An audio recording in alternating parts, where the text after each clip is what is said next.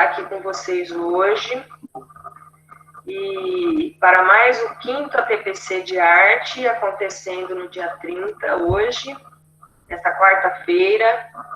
E o tema de hoje, pode virar o slide, Michele. O tema de hoje é patrimônio histórico e estratégias de leitura, tá? É um tema bem interessante, eu espero que vocês gostem, tá bom? Pode passar. Os objetivos de hoje: proporcionar a oportunidade para que os professores possam conhecer concepções e procedimentos de leitura, a fim de atender à ação identificada pela diretoria de ensino, como necessária a partir do método de melhoria de resultado, o MMR, no que diz respeito à fragilidade no desenvolvimento de habilidades leitoras. Já explico isso aí para vocês, tá? O específico, conscientizar da importância de uma educação para o patrimônio.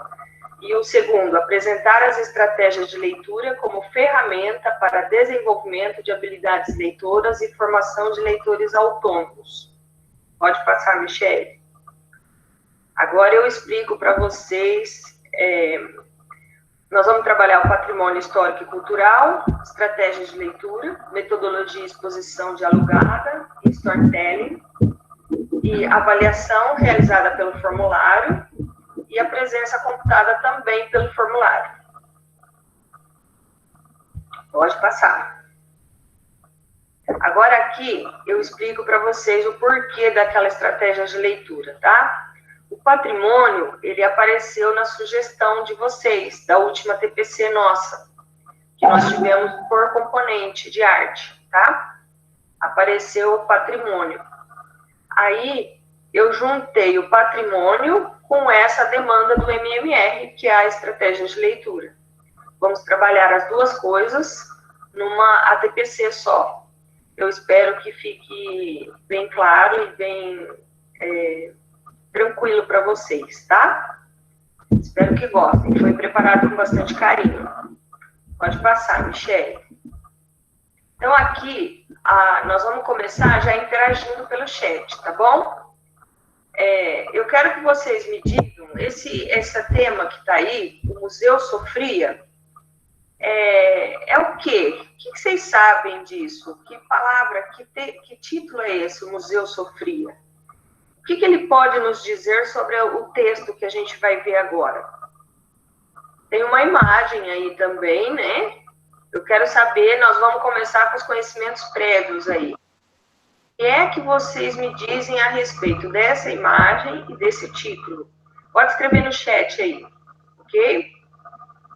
Pode escrever o que vier à cabeça de vocês. Ou sobre o título, ou sobre a imagem. Olha lá, já começou. Falta de valorização, abandono, fogo. Olha, quantos conhecimentos prévios já, né? Mais algum, gente? E por que esse texto, esse título aí, o Museu Sofria? Olha que título para um texto que a gente vai ver. O que vocês acham que esse texto vai falar? Perda de identidade, descaso, falta de cuidado com a infraestrutura e segurança. Sim. Mais alguma coisa? E sobre o título? Com a cultura, a história da arte, o Museu Sofria. O que a gente fala sobre isso? Valores. Ele sofria. Descaso com nossas memórias culturais. Sim. Pode passar, Michele. Então, agora a gente vai começar a ver a história desse museu que sofria. O abandono, né? O Museu Nacional é uma instituição autônoma, integrante do Fórum de Ciência e Cultura da Universidade Federal do Rio de Janeiro. Olha só, era vinculado ao Ministério da Educação e a mais antiga do país, completou 200 anos, né? Em 2018. Criada em 1818 por Dom João VI, atendeu aos interesses de promoção e progresso cultural e econômico do país.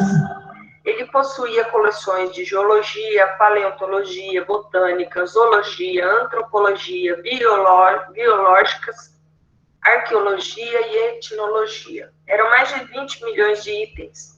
Foi lá que a princesa Leopoldina, casada com Dom Pedro I, assinou a Declaração de Independência do Brasil em 1822. Anos depois, foi palco da primeira Assembleia Constituinte da República, em 1890 a 1891, que marcou o fim do Império, né? Tem outro detalhe aí também. Ele foi enredo da Imperatriz Leopoldinense no Carnaval de 2018, né? Descaso das autoridades, isso, tem tudo isso. Pode passar, Michele. Agora nós vamos falar um pouquinho do acervo dele. Do acervo dele, destacam-se em exposição a coleção egípcia, considerada a maior da América Latina, e começou a ser adquirida pelo imperador Dom Pedro I e da imperatriz Teresa Cristina. Podemos contemplar a coleção de arte e artefatos greco-romanos, peças recuperadas principalmente nas escavações realizadas em Herculano e Pompeia. As coleções de paleontologia incluem o Maxcalisaurus topai, dinossauro proveniente de Minas Gerais, o mais antigo fóssil humano já encontrado no país, batizado de Luzia, e pode ser apreciado na coleção de antropologia biológica. Nas coleções de etnologia temos expostos objetos que mostram a riqueza da cultura indígena, afro-brasileira e do Pacífico. E na zoologia destaca-se a coleção de conchas, corais, borboletas, que compreende mostras do departamentos de invertebrados e etimologia. Então, vamos lá, continuando. Então, estão vendo que essa história está contando sobre o Museu Nacional, né? Então, aqui, olha o tamanho do museu. Olha, é um prédio bicentenário de 3 pavimentos com 406.680 metros quadrados. Olha como era grande esse prédio, né? 3 pavimentos. Olha que imensidão de construção, né? E um prédio lindo, por sinal. Pode passar, Michele. Então, vamos lá. Como é que ele estava funcionando? Agora nós vamos entender por que o museu sofria, né? Como é que ele estava funcionando. Então, ele, afetado pela crise financeira e funcionando com orçamento reduzido, chegou a ponto de anunciar uma vaquinha virtual para arrecadar fundos. Olha só.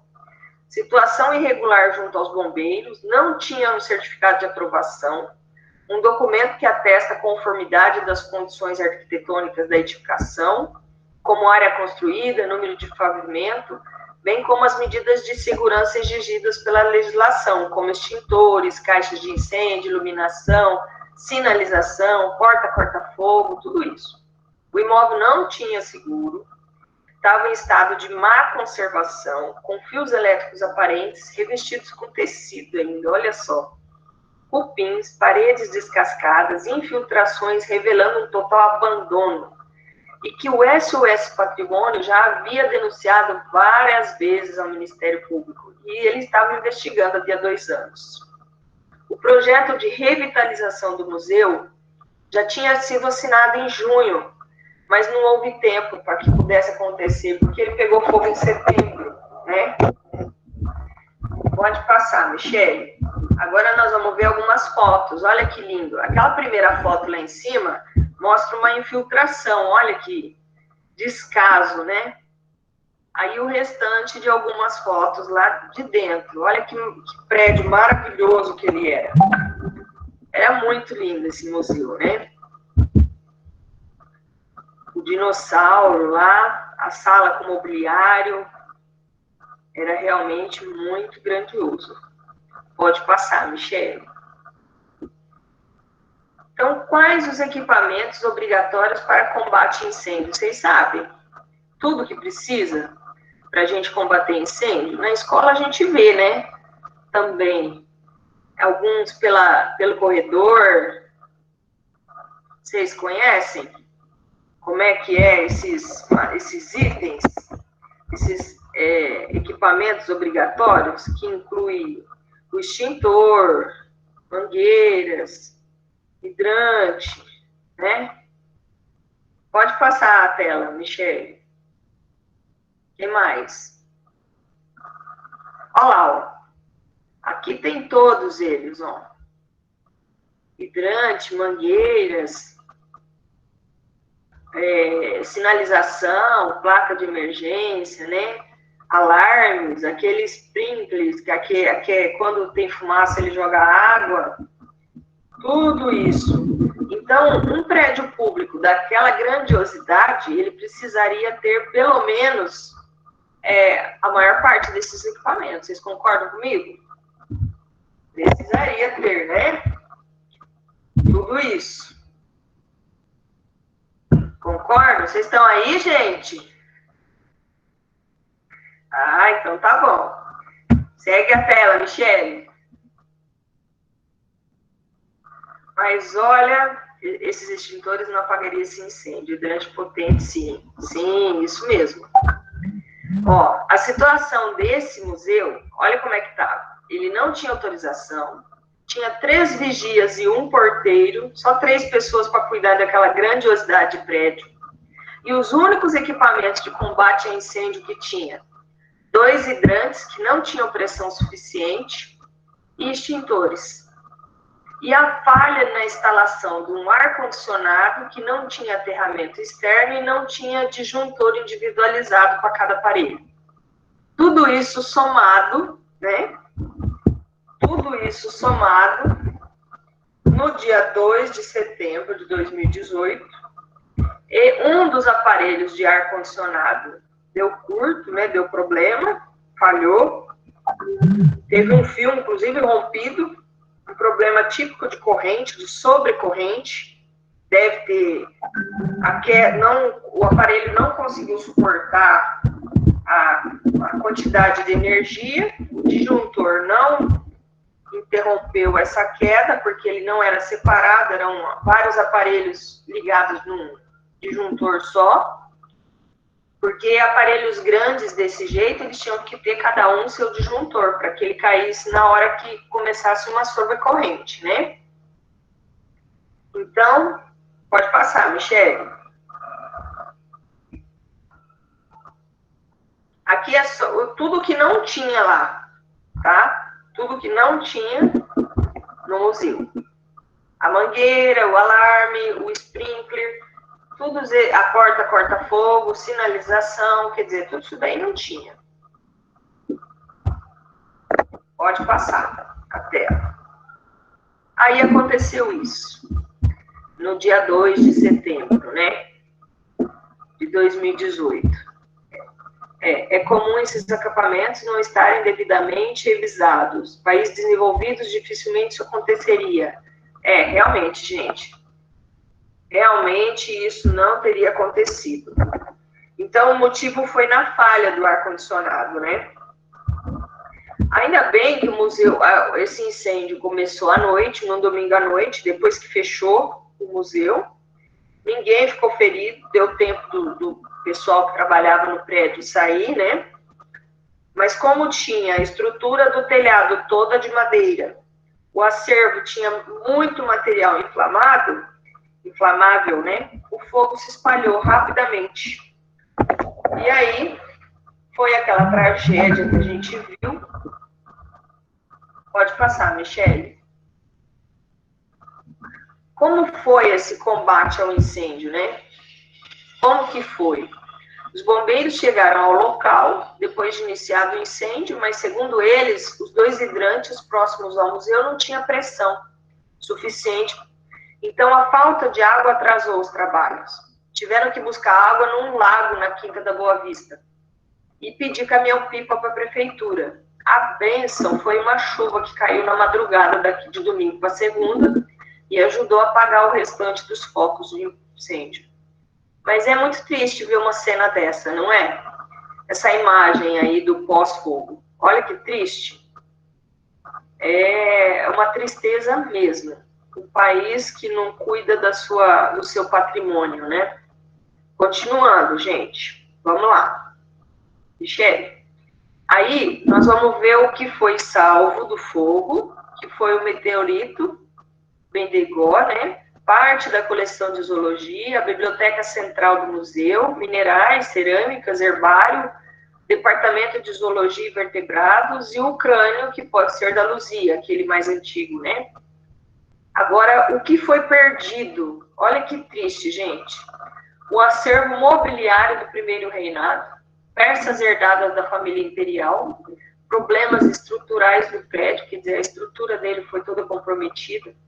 O telhado de madeira, ele tinha sido restaurado há menos de 4 anos, perdeu tudo. 20 milhões de itens destruídos do prédio, fósseis, múmias, registros históricos, obras de arte, documentos, tudo queimado, tudo virou pó, virou cinza.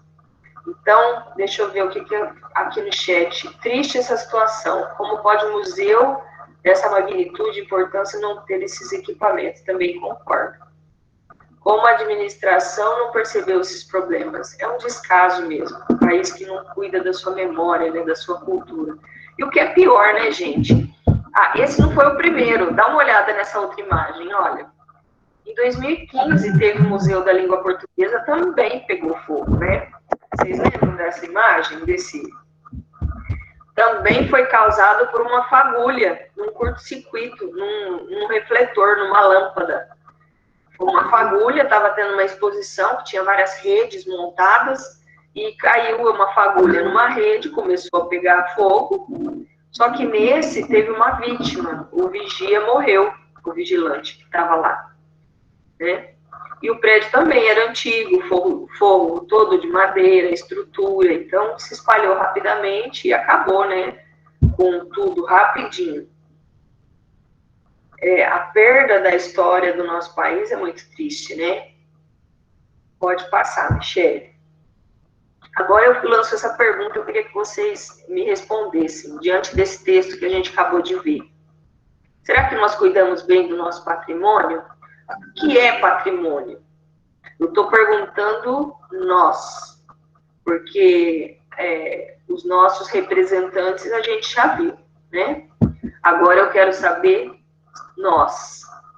Será que nós cuidamos bem do nosso patrimônio? E o que é o patrimônio? Então, eu quero que vocês coloquem aí no chat, tá? Patrimônio é algo que queremos cuidar, sim. E nós cuidamos? Nós estamos cuidando? Tudo aquilo que possui importância histórica e cultural. Sim. Tudo jóia. Estou adorando a participação de vocês. É bem isso mesmo. São bens culturais.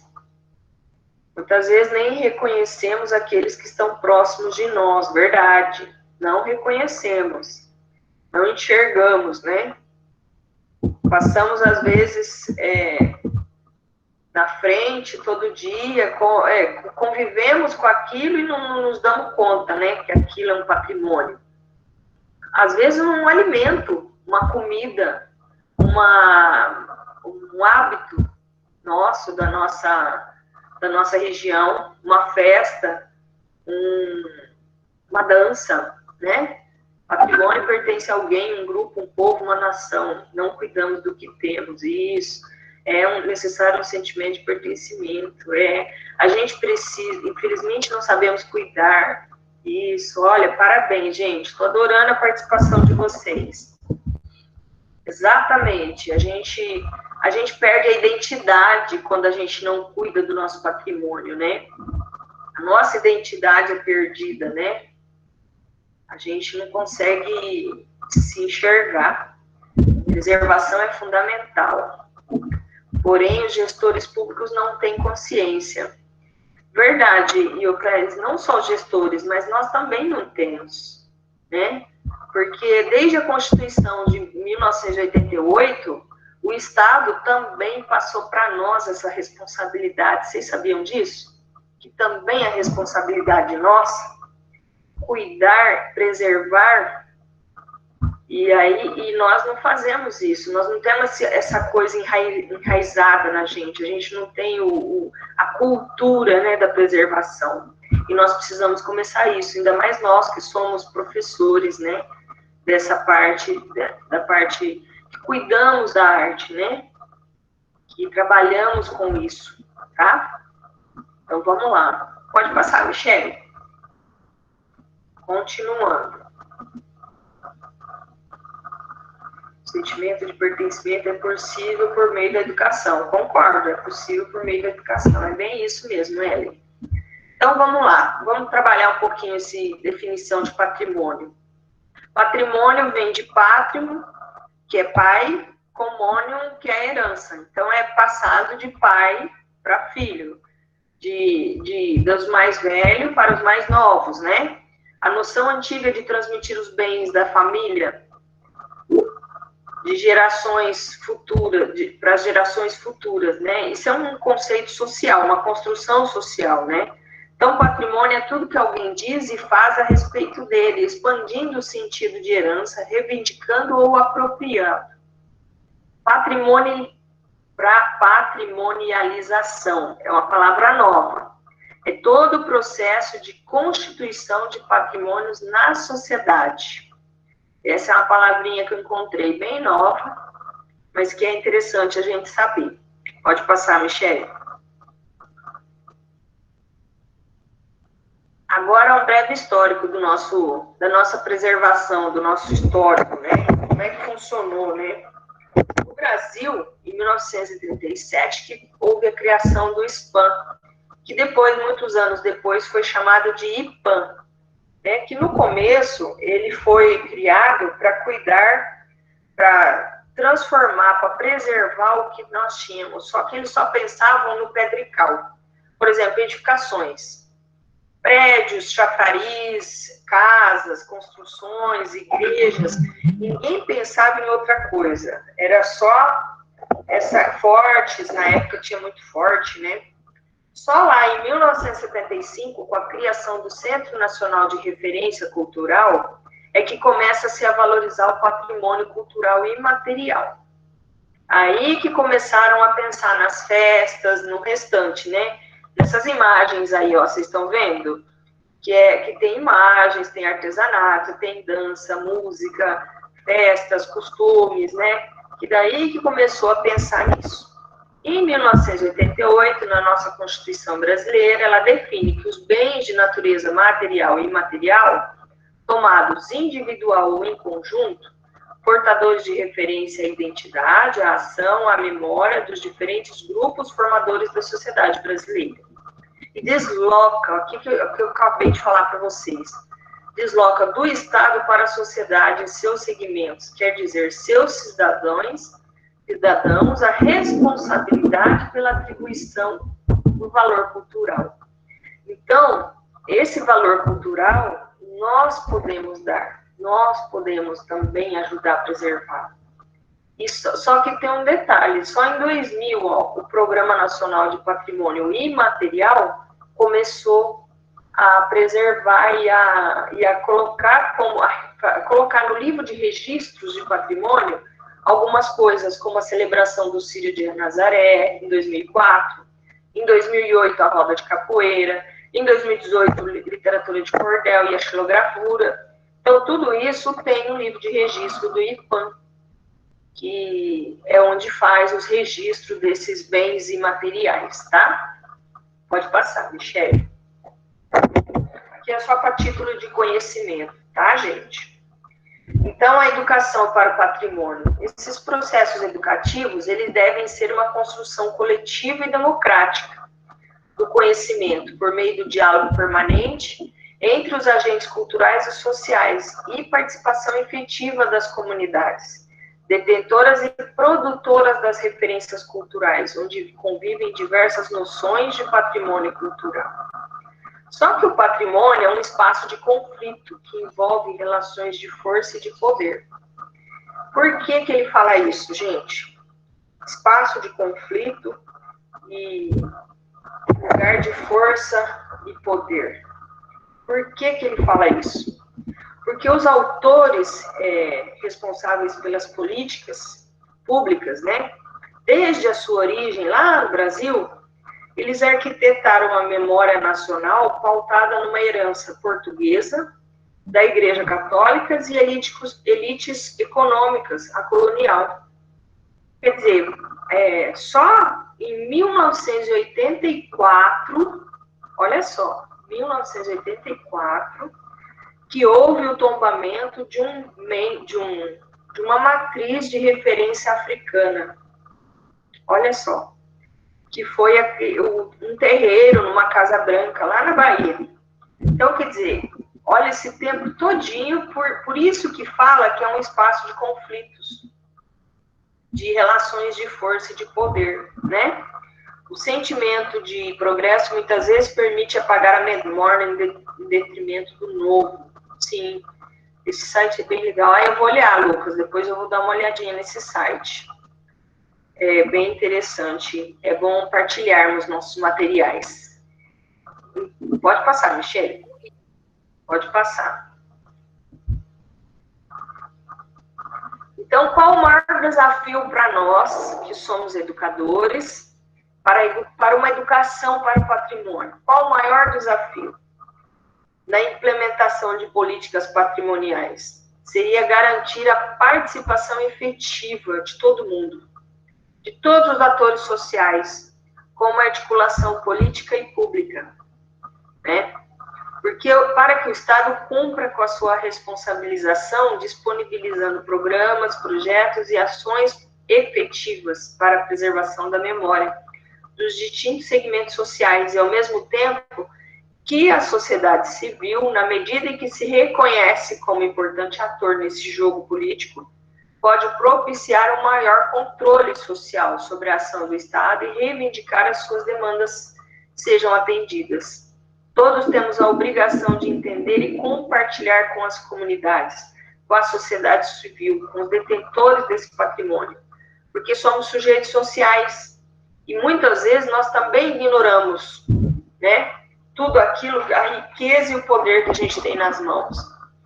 A gente não participa nem das sessões da Câmara, né, para ver o que os nossos representantes estão fazendo, né, que dirá cuidar do nosso patrimônio, mas eu acho que se cada um conseguir cuidar, pelo menos do que está à sua volta, eu acho que a gente já vai fazer alguma diferença aí, né? Tá bom? Então, agora vamos entrando nas estratégias de leitura, que é a demanda do MMR, ok? Alguma dúvida até agora, gente, sobre o patrimônio? Podemos continuar? Depois a gente volta nele, tá? Dentro das estratégias a gente vai falando. Pode passar, Michele. Então, aqui é uma indicação, a fundamentação teórica, tá? Isabel Solé, ela concebe a leitura como processo de interação entre o leitor e o texto, para determinada finalidade. Ensinar a leitura deve ser um dos principais objetivos da escola, porque a leitura é um instrumento para a aprendizagem, indispensável para agir com autonomia na sociedade, letrada e precisa ser ensinada, né? As estratégias de leitura são procedimentos que precisam ser ensinados como estratégias de compreensão leitura, que envolvem objetivos, planejamento das ações e avaliação. Pode passar, Michele. Antes de iniciarmos, eu vou retomar alguns conceitos aqui. Então, existe a compreensão do texto e a interpretação do texto. Então, o que é cada um? A compreensão é a análise do que está escrito no texto. Compreensão das frases e das ideias. É mais literal, né? A interpretação é o que você pode concluir sobre o que está escrito no texto. É o modo como interpretamos o conteúdo, como entendemos nas entrelinhas, né? É aquela mensagem subliminar que está ali dentro e a gente muitas vezes não consegue entender o que está lá. A informação, como é que ela aparece na compreensão do texto? Ela está presente no texto. Na interpretação, ela está fora do texto, mas tem conexão com ele. É o que está implícito, é o que está escondido ali, né? E a análise, como é que é? Ela trabalha com a objetividade, com as palavras que estão escritas. E na interpretação do texto, é a parte subjetiva. É o que você entendeu do texto, o que você sentiu ao ler o texto, ao interpretar o texto. Ele envolve os repertórios culturais que você tem, ele envolve a sua experiência de vida, ele envolve várias outras coisas. tá? Pode passar, Michele. Então, as estratégias de leitura, também peguei um pouco nessa obra aí. Eu não, as meninas de língua portuguesa que passaram esse material para nós, tá? A Cláudia e a Nilceia. Então, nessas obras, as autoras discutem a importância das estratégias de leitura para o desenvolvimento da metacognição. Pode passar, Michele. A metacognição, ela trabalha com a reflexão e controle sobre o próprio conhecimento, o próprio fazer e a própria capacidade, né?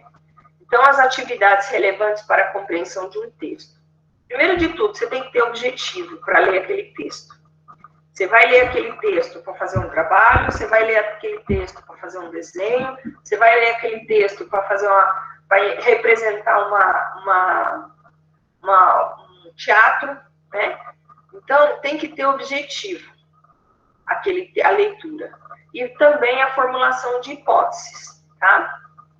Então, atividades de natureza metacognitiva, que eu já falei agora há pouco, é uma oposição ao automatismo e mecanicismo, que é aquela leitura de passar os olhos, de você não compreender o que está escrito, né?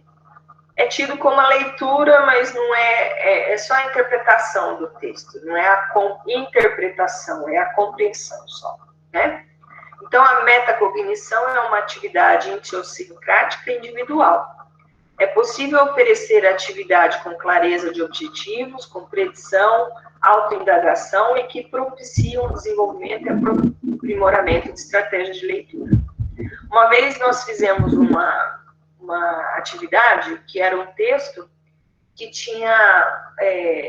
eram dois meninos que brincavam, que um apresentava a casa dele para o outro menino. Só que aí, nós fizemos uma dinâmica dentro da sala de aula assim, que cada grupo da sala, cada grupo dividiu a sala em grupos e cada grupo ia ouvir a história como se fosse um grupo. Era uma empregada doméstica, uma faxineira que estava pedindo emprego. Ela ia ver como é que ele estava apresentando a sala, a casa, quer dizer, o tamanho da casa. O outro era um corretor de imóveis, o outro era o ladrão. Então, cada grupo ia ouvir a história diante de um ponto de vista. E o menininho ia apresentando a casa para os outros. Então, assim, cada texto tem que ter um objetivo na hora de você apresentar aquele texto.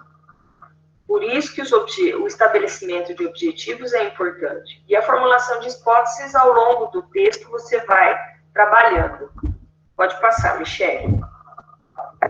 Então, os conhecimentos, para você trabalhar as estratégias de leitura, você precisa ter o antes da leitura, o durante a leitura e o depois da leitura. O antes, toda atividade deve ter como ponto de partida uma motivação, ativação de conhecimentos prévios, o título, a ilustração, conhecimento sobre o autor, cenário, personagem, ilustração, perguntas sobre o texto. É que nem aquele primeira tela de slide que eu mostrei para vocês do texto. O museu sofria. Quer dizer, o museu sofria e tinha foto de um museu. O que vocês sabiam sobre aquilo? Lembra que nós começamos a... É sobre isso. É você começar a pesquisar com o aluno o título da história, a imagem, o que eles sabem a respeito daquilo. Então, durante a leitura, você vai fazendo perguntas ao texto. E depois da leitura, entra compreender o texto, o resultado da relação que se estabelece dos objetivos, a ativação dos conhecimentos e a informação que é oferecida pelo texto. E aí você, diante de tudo isso, é que se estabelece a interpretação desse texto, né? Que daí o aluno é possível ele conseguir fazer uma síntese ou fazer qualquer outra coisa, qualquer outro trabalho, né? Diante do texto. Pode passar, Michele. Então, aqui são todas as estratégias de leitura, que é os conhecimentos prévios, a visualização, conexões, inferência, questionamentos, sumarização e a síntese. Todas elas. tá? Aqui, a ativação dos conhecimentos prévios, ela é a base para todas as outras estratégias, tá? Porque o leitor, ele não consegue entender o que ele está lendo sem pensar naquilo que ele já conhece. Por isso que é importante a ativação dos conhecimentos prévios. Esse desenho do guarda-chuva é como se os conhecimentos prévios abarcassem todos os outros. Ele é o mais importante deles, tá?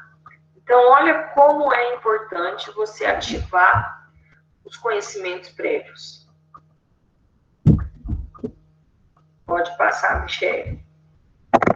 Então, as ferramentas para o ensino das estratégias de leitura. Os conhecimentos prévios, você pode ter conhecimentos linguísticos, que são eles? É o uso da língua, o uso das regras, a pronúncia das palavras, o vocabulário, o repertório do aluno. Então, isso tudo envolve os conhecimentos linguísticos. O textual é a identificação dos elementos que compõem a tipologia ou gênero do texto. Se é um conto, se é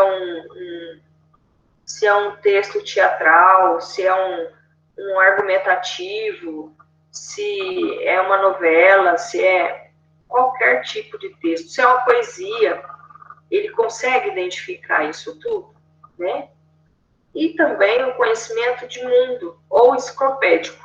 O que vem a ser isso? É o conhecimento formal ou informal, que abrange desde conhecimento específico de área de conhecimento, por exemplo, de conhecimento de arte, ou do texto, ou de alguma outra coisa, por exemplo, sobre o museu, né, conhecimento de mundo, ou qualquer outra informação do centro comum, ou de fato vivenciado pelo aluno, do repertório da vida dele, tá? Então, quando você vai fazer o levantamento do conhecimento prévio, você pode fazer dentro de qualquer um desses conhecimentos, ou mesmo de todos eles, você pode abarcar todos eles. Então, para haver uma compreensão boa durante a leitura, aquela parte do nosso conhecimento de mundo, ele é relevante para a leitura de qualquer texto, e ele deve estar ativado. Deve estar em um nível ciente, não perdido no fundo da memória nossa.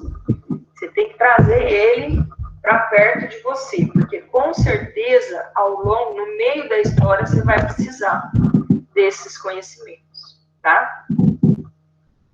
Pode passar, Michele.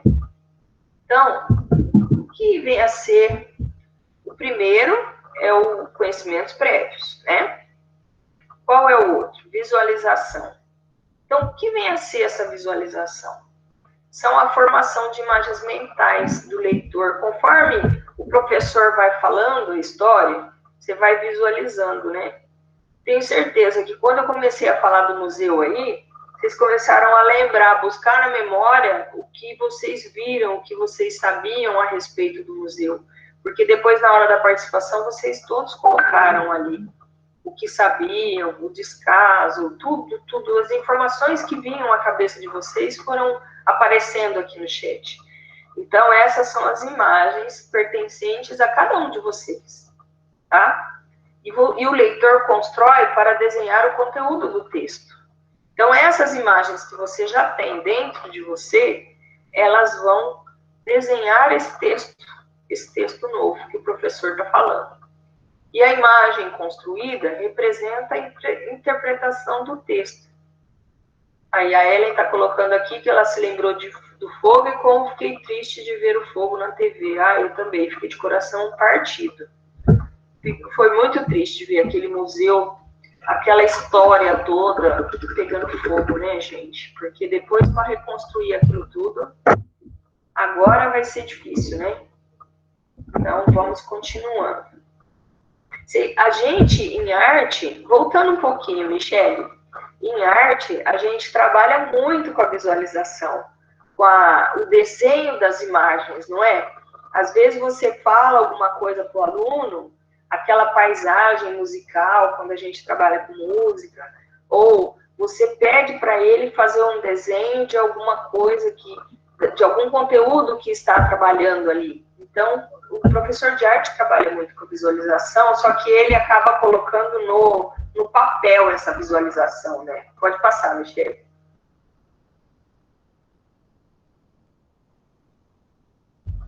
Então, o próximo, a terceira, são as conexões. O que seriam essas conexões? Essas conexões dividem-se em três, tá? São conexões que a gente faz na hora que está lendo o texto. Primeiro é o texto e o leitor. Você vai relacionar, é a relação do texto lido e as experiências que você tem. Então, você vai, conforme eu fui falando o texto lá do museu, vocês foram relembrando aí. A Ellen colocou aqui, me lembrei do fogo e como eu fiquei triste, ó, tenho sensação, emoção aí no meio. Aí a Luciana colocou aqui, infelizmente no país isso fica em segundo plano. Então, cada um vai colocando a sua relação com o texto que foi lido, as suas experiências, tá? Aí depois tem o texto com o texto. Aí você vai relacionar o texto lido com outros textos. Filme, cena de novela, reportagem. Eu não fiz a relação desse incêndio com a relação do Museu da Língua Portuguesa, que também pegou fogo. Foi texto, tá? Tudo bem que eu usei imagem, né? Eu usei uma imagem bem grande ali, mas é texto, tá?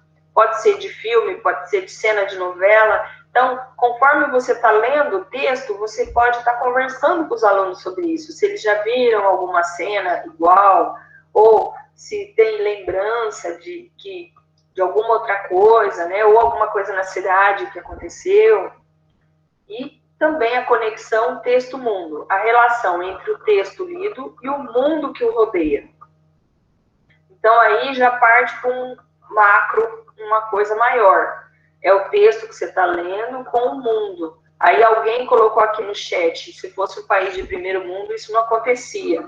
Quer dizer, essa pessoa tem um conhecimento maior de mundo, né?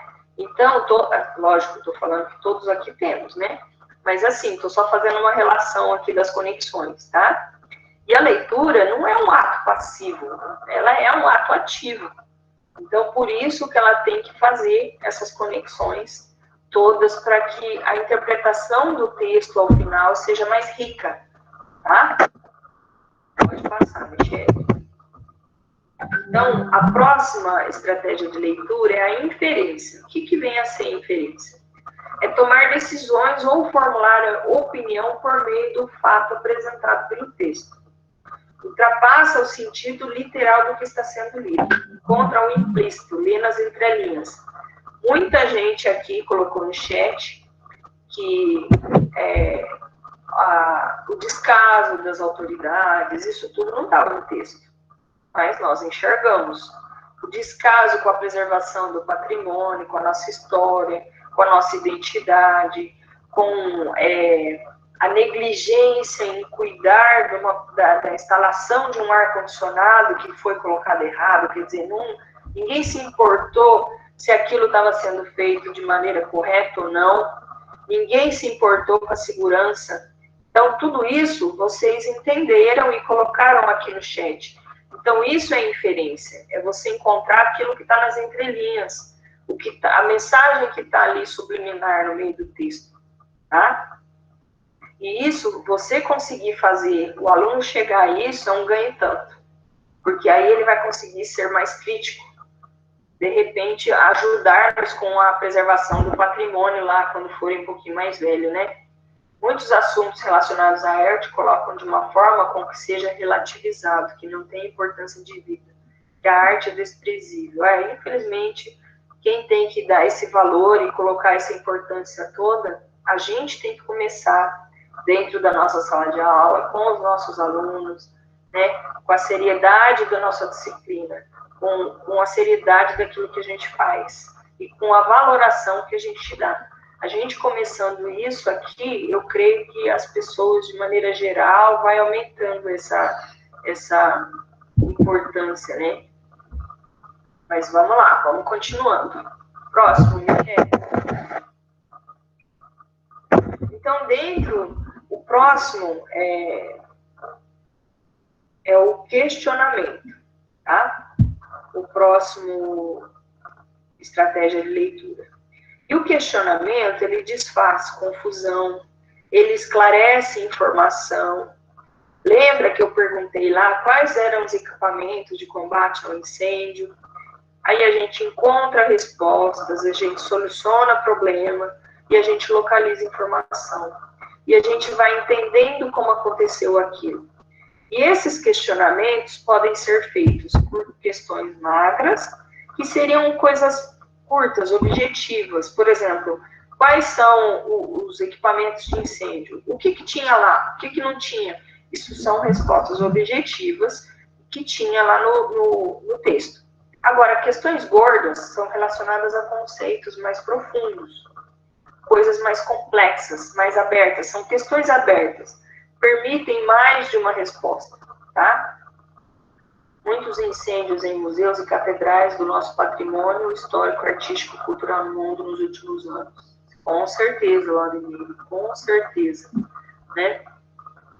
Muitos mesmo, e muito triste, né?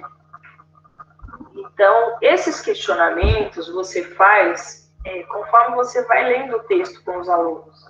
É aquelas paradas, aliás, você nem precisa fazer a leitura do texto integral numa aula só, você pode ir pondo pedaços do texto conforme você vai trabalhando, né? Um dia lê uma parte, aí continua, dá uma outra atividade, no outro dia outro, até que você consegue. E geralmente trabalhar com texto é trabalhoso, né? Dentro da sala de aula. E não é uma coisa simples para você fazer assim, de forma rápida. É coisa mais... demanda tempo, demanda paciência, demanda estratégias, né? O que tem de comum nesses incêndios? Reformas, né? Reformas, licitações, né? Tudo isso. Então, vamos continuando, gente. Vamos lá. Sumarização. Próxima estratégia de leitura. Esse aí acho que a gente usa bastante, né? Estão vendo a imagem aí do marca-texto? Então, relaciona o que é mais importante no texto, percebe informação importante quando compreende a estrutura do texto, e usa o destaque no texto ou na marginalia, coloca na lateral escritinho, que nem tem na imagem aí, no desenho, né? Então, a sumarização é importante, porque se você pede depois um trabalho ou qualquer outro tipo de atividade para o aluno, é importante a sumarização, porque ele vai conseguir fazer uma síntese, por exemplo, te contar depois o que ele achou de mais importante, né? Ou na oralidade, ou em forma de texto mesmo, né? Ele consegue fazer isso de maneira mais tranquila, né? Pode passar, Michele. A síntese, que é a anterior, a que nós acabamos de ver, a sumarização, ajuda na hora da síntese. Vocês viram a imagem que eu coloquei aí do lado? É do material do caderno do aluno que eu aprendi. Geralmente, esse que eu aprendi é a síntese, né? Trabalha com a organização de diferentes elementos que criam significados. O leitor verifica e escolhe quais as partes do texto podem ser reunidas para formar um todo significativo, para que ele entenda, né? É como fazer um bolo. Todos os ingredientes misturados resultam em um produto final. Só que de maneira reduzida, né? De maneira mais compacta. Então, o que eu aprendi, geralmente, é a síntese e é uma parte muito importante, porque é nessa hora aí que você vai fazer a sistematização do conteúdo, para ver se o aluno entendeu ou não, se ele conseguiu captar o que foi trabalhado ao longo das atividades, da sequência didática, né? Pode passar, Michele. Então, as questões disparadoras. Como que a gente poderia começar trabalhando com eles antes da leitura? Olha, algumas questões aí, ó. Na cidade que você mora, acontece alguma festividade ou evento tradicional que envolve a sua comunidade? Você sabe como e quando essa festa começou a ser realizada? Por exemplo, as quermesses que tem nas igrejas, nas comunidades, a festa junina, né? Qualquer outra festa que tenha aqui, a Folia de Reis, né, o Dia de Reis, alguma dança que tenha, qual é o patrimônio histórico preservado para essa festa? Então, aí você pode já lembrar para eles, tem comida numa quermesse dessa, que acontece em junho, as comidas que tem, né, paçoquinha, bolo de fubá, milho, né, tudo aquelas coisas que é servido em festa junina, pamonha, né, e aí tem a dança, as pessoas se vestem de festa junina, tem as barraquinhas. Então, começa a lembrar com eles todos, tudo o que acontece na sua região. Como essa festa que aconteceu esse ano ou nos últimos anos, poderá ser conhecida pelas futuras gerações. Que registros que foram feitos? Bom, hoje temos filmagem, né? Temos vídeos que fazemos, mas antigamente o que tinha? Tinha foto, tinha de passar de uma geração para outra de maneira oral, né? E temos registros escritos. E como podemos preservar a memória dessa festa para que as futuras gerações possam conhecê-la? Realizando, continuando com essa memória, né? Para que a gente não perca a nossa identidade, né? Penso no meu aluno que não tem recursos financeiros e não tem nem TV em casa. Na sala de aula fica um pouco vago para eles. Sim. Então, aqui eu trouxe alguns exemplos de questões assim para você fazer antes da leitura. Eu coloquei esse texto, né, que eu falei com vocês, mas aí seria dentro de qualquer outro texto que você for trabalhar, você colocar algumas questões anteriores para antes da leitura, porque daí você já vai colhendo deles os conhecimentos prévios para você poder usar lá no meio da leitura, nas conexões, nos questionamentos, né? Para que você consiga ir trabalhando as outras estratégias, né? Pode passar, Michele.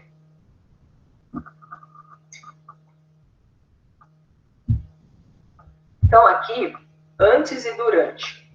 A etapa 1, ativando conhecimentos prévios. Eu coloquei um exemplo, tá, gente? Mas isso aí fica depois à vontade de vocês.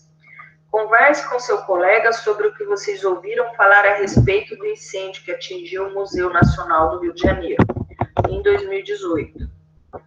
E a partir do que discutimos sobre memória e preservação do patrimônio histórico, como vocês avaliam o impacto desse incêndio? Aqui eu coloquei em 2, né? Porque isso aí eles podem estar fazendo até pelo WhatsApp. Isso tudo antes da leitura. Você pode passar, né? Antes de começar a fazer essa leitura, você passar esses 2 questionamentos, divide eles em dupla ou em grupo. Vocês é quem sabem qual é a facilidade aí do trabalho, ou mesmo individual, né?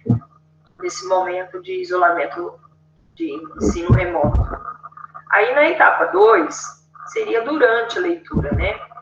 Leia atentamente a notícia a seguir sobre o incêndio no museu para responder à pergunta: por que a notícia considera o incêndio uma tragédia para a história?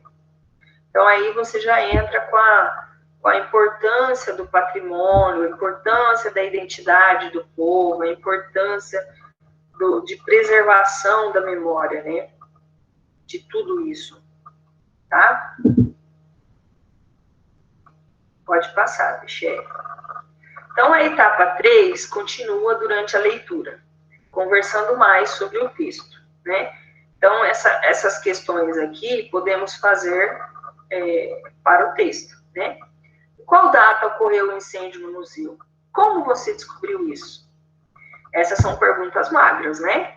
Qual o maior desafio para os museus de acordo com a nota da Universidade Federal do Rio de Janeiro? É que aqui eu tenho mais alguns textos aqui que eu separei, tá? Pergunta 3. O texto revela um tom de satisfação ou de lamento? Quais vocábulos do texto expressam esse tom? Grife-os e transcreva-os em seu caderno. A partir do texto, quais medidas poderiam ser tomadas a fim de evitar tal acidente? Então, aqui são perguntas e tarefas que você pode dar para ele ao longo da leitura, enquanto ele estiver fazendo a leitura, né? 5. Enquanto lia o texto, você se lembrou de alguma notícia semelhante envolvendo incêndio e patrimônio cultural? Se sim, diga quais. 6. Analise a fotografia que acompanha a notícia, considerando o efeito criado pelo contraste de cores, a presença de luz e sombras e etc. Que efeito essa imagem provoca no leitor? Olha que você pode trabalhar desde a leitura visual das imagens, né, até as questões, as perguntas. Aqui eu coloquei mais perguntas magras, né? Mas você poderia colocar uma questão aberta depois também, ou deixar mais para o fim a questão aberta na hora da síntese, né? Mas esses questionamentos você pode ir fazendo ao longo do texto, pode ir fazendo paradas, lê um pedaço, faz essas perguntas, vai respondendo, vai conversando. Então, isso tudo para ser feito durante a leitura, tá? Pode passar, Michele.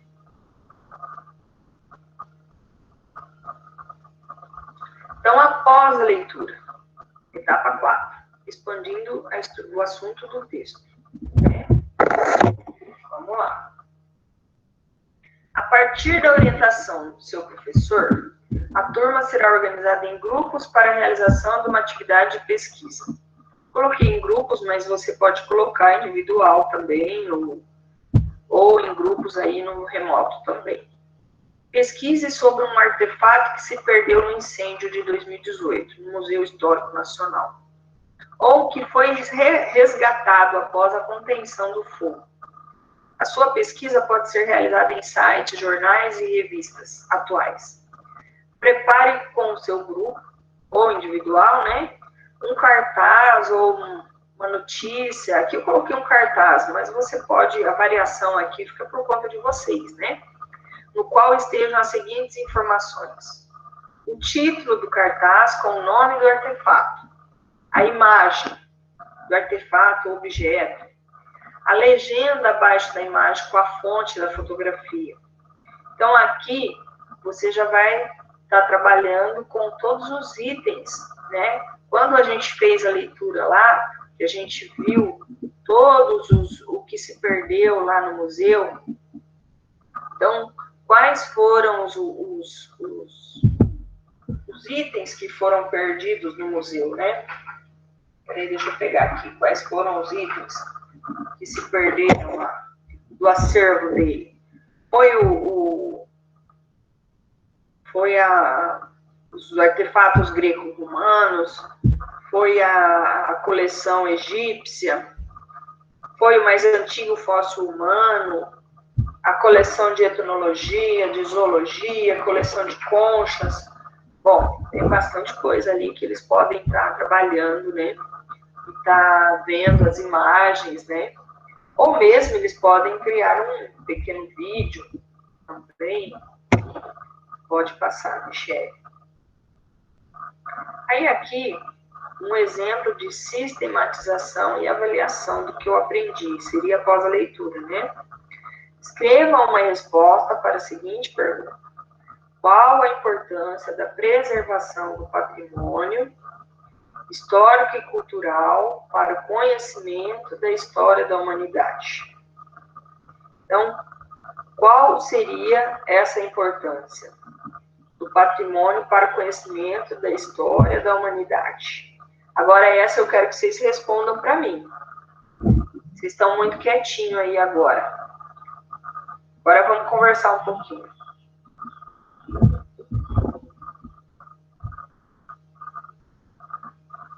O que vocês acham da importância do patrimônio histórico e cultural para o conhecimento da história da humanidade? Hã? Como vocês responderiam essa pergunta?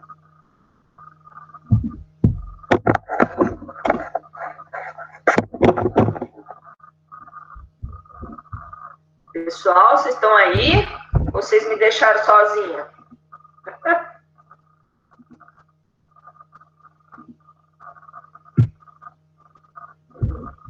Vamos lá. Aqui. Qual é a resposta? Para perpetuar o conhecimento e a história. A resposta está na pergunta?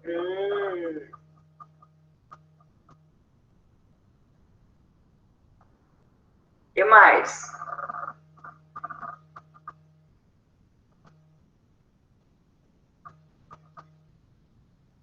Vocês estão muito quietinhos hoje.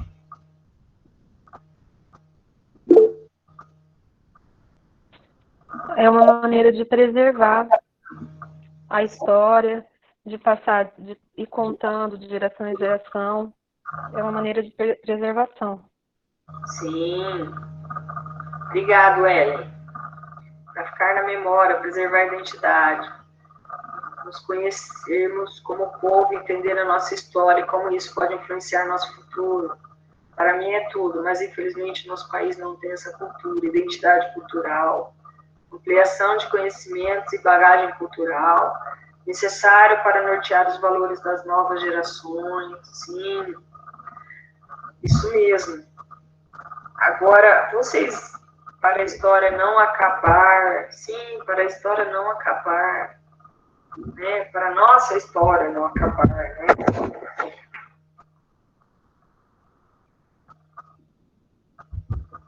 Podemos cultivar mais a cultura da oralidade, concordo.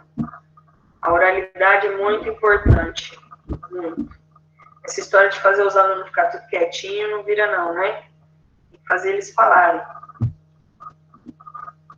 Então, vamos lá, vamos continuando. Continua, Michele. Pode passar.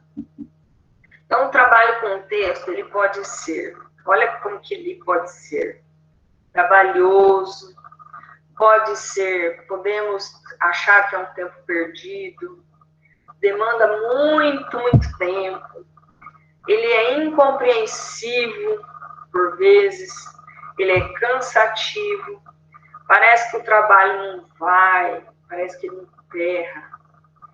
Tudo isso acontece no trabalho com o texto. Mas tem um detalhe. Quando você consegue com que o aluno faça a interpretação de um texto, fica tudo muito mais fácil. E quando você consegue isso, os alunos viram leitores autônomos. Dá uma olhada aí, ó. Usam 7 chaves para alcançarem o entendimento. Um leitor autônomo. Vamos ver a imagem primeiro, ó, anatomia de um leitor. Olhos para ver as pistas nas imagens e nas palavras. Ele tem uma mente curiosa para pensar nas ideias. A boca para ler com expressividade. Ouvidos para escutar o que os outros pensam. O coração para se unir às histórias.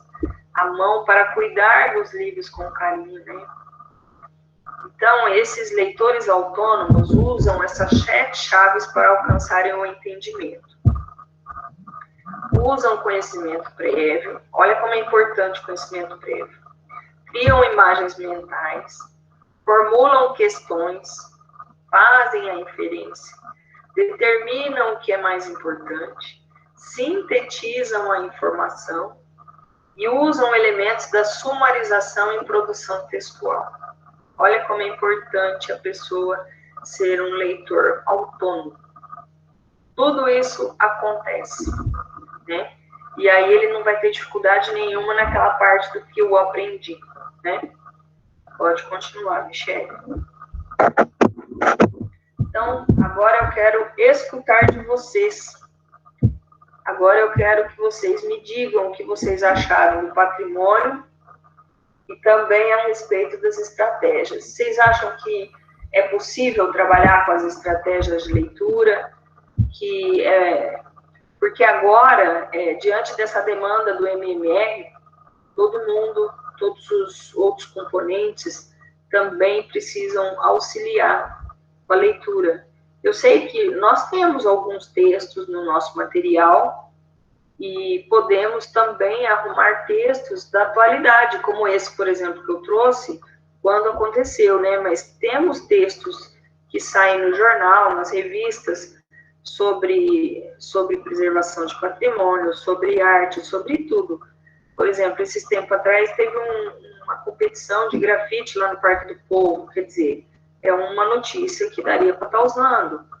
Tem uma infinidade de material que dá para trabalhar com a parte com as estratégias de leitura, né? Então, todos os outros componentes também vão estar auxiliando, né, com essa demanda do MMR. E eu quero que vocês me digam agora o que vocês acharam, que pode abrir o microfone, pode falar, pode escrever no chat. Débora. Pode falar. Quem está falando? Aqui é a Margarida. Margarida. Fala, Margarida. Eu achei, assim, as dicas excelentes, printando a tela. Sei que vocês disponibilizam depois, né, todo o material, mas eu fiquei muito curiosa já, para guardar desde já.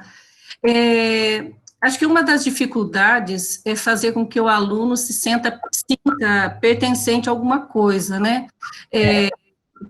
Mas tem uma atividade do caderno antigo de arte, se não me engano, no ano, onde tinha aquela música lá, o meu pai era paulista, meu avô pernambucano, meu avô mineiro, sei lá, é mais ou menos isso, né? E o que eu lembro daquela atividade é que os alunos, eles não sabem, às vezes, nem onde os pais nasceram, eles não conhecem nada da sua raiz. Então, às vezes, um resgate, quando fala ali do levantamento de conhecimentos prévios, ou para ele sentir-se pertencente a alguma coisa, às vezes vai ter que puxar.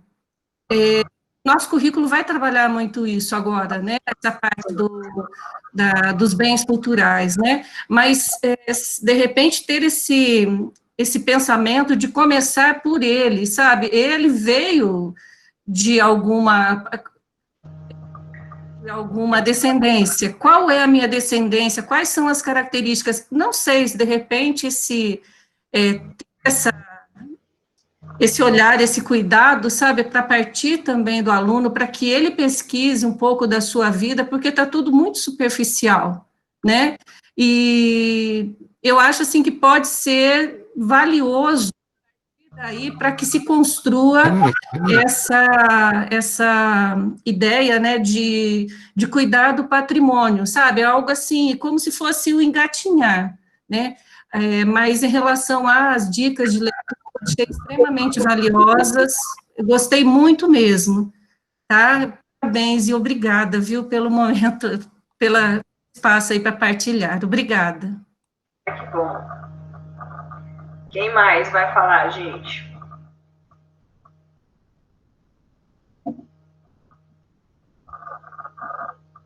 Deixa eu ver o chat aqui. Povo brasileiro, do Chico Buarque. Infelizmente, o aluno não tem conhecimento da própria origem, não tem o mínimo interesse em descobrir. Infelizmente, para ele, importa o mediatismo efêmero. Vivemos num mundo mediatista, né?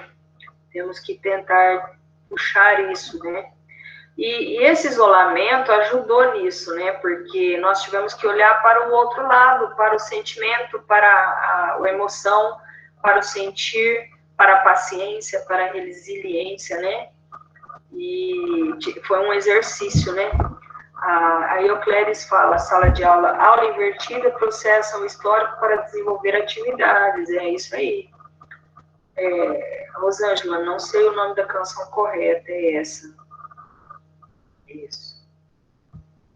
Aula invertida, já trabalhei. Alguém mais, gente, quer abrir o microfone, quer falar? Oportunidade única, hein? Agora é a vez de vocês. Eu quis trazer para vocês o material, tanto o que vocês haviam pedido nas avaliações, e não só a estratégia de leitura. Eu quis colocar dentro do material, da sugestão de vocês da última ATPC nossa, tá? Por isso, esses 2 conteúdos hoje. Excelentes materiais com dicas. No momento atual, nós precisamos do apoio da família, sim. Precisamos, sim. Mais alguém, gente, quer falar? Quero agradecer a participação de quem está falando aí. Ninguém quer abrir microfone, só a Ellen que falou hoje, a Margarida?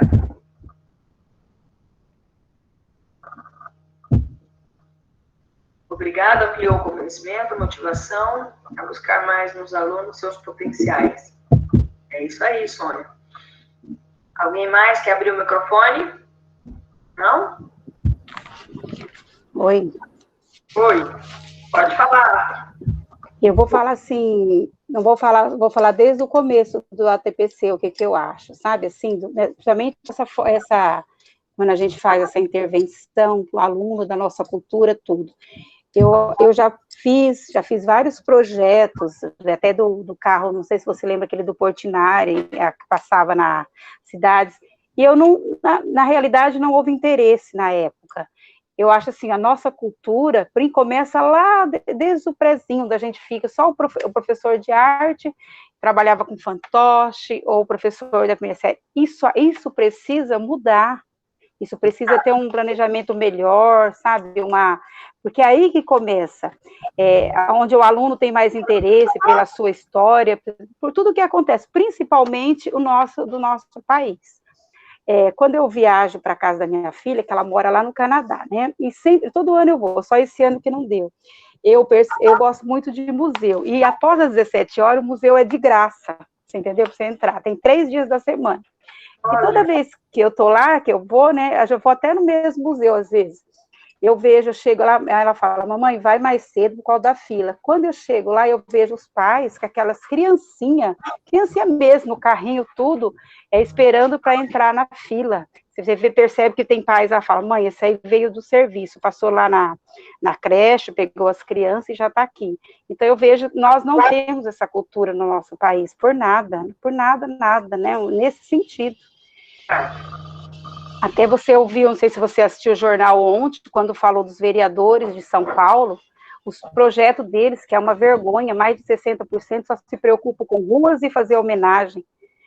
Então, a culpa é toda nossa, né? Nós que não sabemos, nós não estamos sabendo escolher, mas a nossa geração eu já não tenho muita esperança, porque eu já tenho mais de 50, mais desses jovens, e eu espero que mude, né? Quem sabe? Pode falar. Só completando a fala da Luzinete, eu acho que eu sou a única, né? Tenho eu e mais uma professora que trabalha comigo, que a gente dá aula em Marcondes, e o Marcondes eu acho que é a única escola da rede que nós ainda temos o Fundamental 1, e eu trabalho com o Fundamental 1, eu trabalho do 1º ano ao 3º ano de ensino médio lá em Marcondes. E o currículo do Fundamental 1 é muito rico.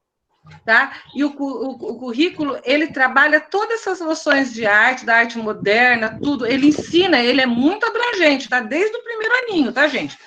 Só que é assim, a nossa disciplina, infelizmente, ela tem sido muito ingrata, não pela disciplina, mas pelo comportamento e pela mentalidade nossa de brasileiros, tá? Os pais não dão valor e eles não incentivam.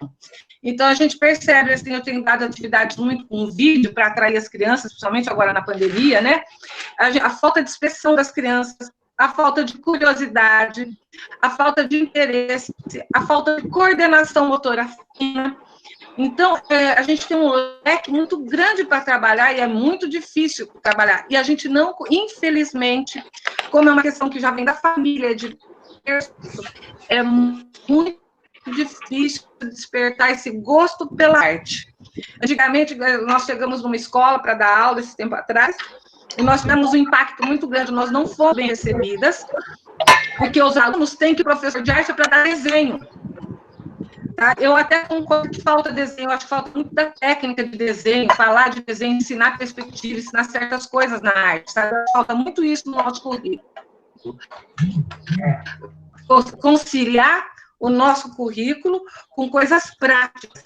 Eu já trabalhei em intervenção urbana no ensino médio, em 2 escolas, funcionou muito bem, eles adoraram, sabe? Eles gostam de fazer, de participar, tal, mas a gente tem que mudar a cabeça da família, sabe? E isso é muito complexo. E não é só em arte, a gente sabe que é na questão da educação no geral. A gente sentiu isso muito agora, com essa pandemia, porque a gente teve mais convívio, os pais, principalmente os pequenos, e a gente percebe que a questão cultural é muito forte e é muito difícil lidar com isso e mudar isso. Acho que a Débora vai concordar com isso, né? Nós, professoras de arte, que temos filhos criados dentro da arte, é uma maravilha. Eu queria que todas as crianças fossem como os meus filhos, como os filhos da Débora, né? Outros filhos têm outros professores de arte, sabe que os filhos são artistas junto com a gente, né? É muito difícil, é muito...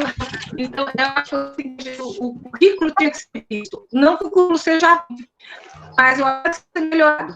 Né? A maneira de trabalhar, fazer, levar para dentro da realidade do aluno, tá? Essa nossa arte, para fazer ele despertar o interesse, a curiosidade dele pela arte, o gosto dele pela arte. A gente tem alunos, sim. Cada escola a gente tem uma meia dúzia que gostam de se dedicar, tem curiosidade.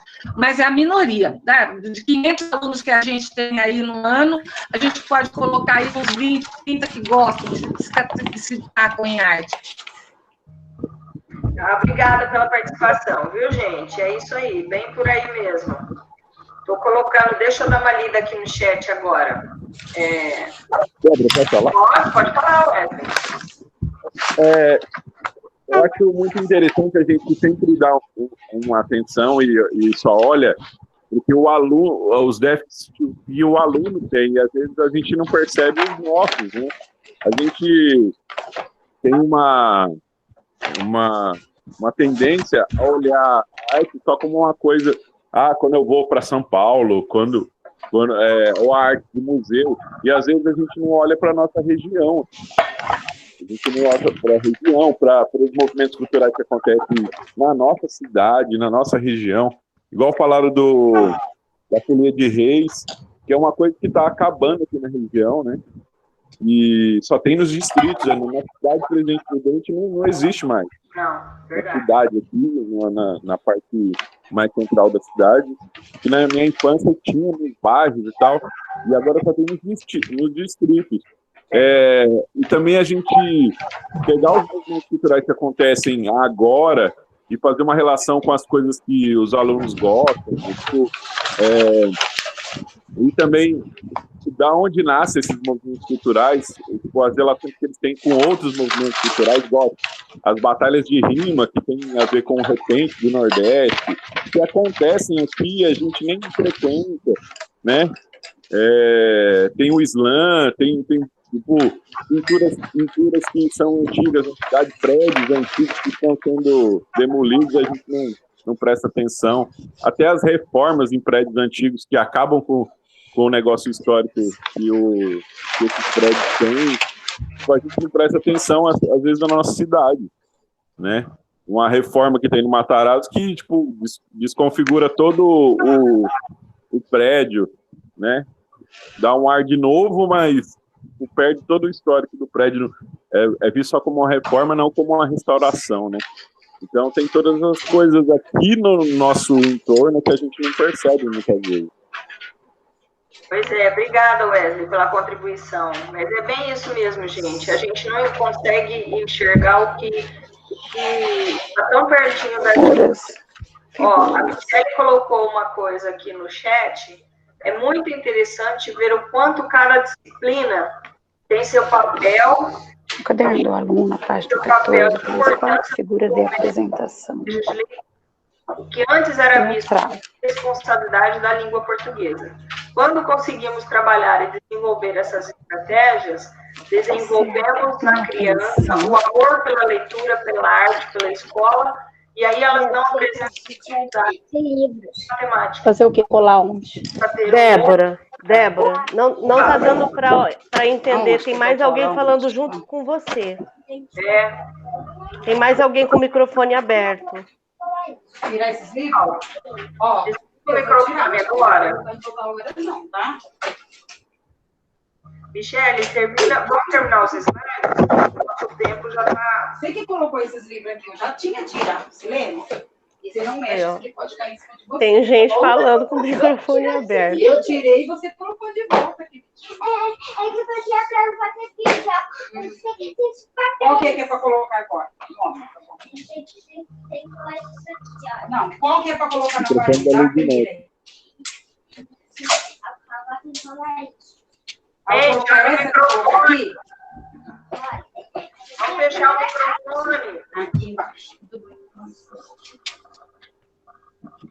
Então, vamos lá, terminando, gente. Patrimônio precisa ser preservado para que tenhamos identidade. Vamos fechar esse microfone, gente. As estratégias de leitura é importante para a formação de leitura autônomo e crítico. Então, com isso, estamos encerrando o nosso... Faz sentido mesmo colocar o nossa formação, tá? Espero que eu tenha contribuído com a formação de vocês, tá? E um bom trabalho a todos, e qualquer coisa eu estou por aqui. Se precisarem, é só me chamar. Também falar a vocês que do mesmo jeito que o site lá do Centro de Mídias, às vezes demora para enviar o material, a programação. Olha, você viu que deu certinho? Você foi lá, buscou as câmeras com duelos e colocou aqui. Eles tiram do ar. Mas para quê? Quando eu gosto, né? Agora eu coloco para vocês lá. Mas ainda bem que vocês estão fazer um xixi, tá? Trocando, né? É muito bom isso, tá bom? Então, um beijo a todos. E bom trabalho a todos, tá bom?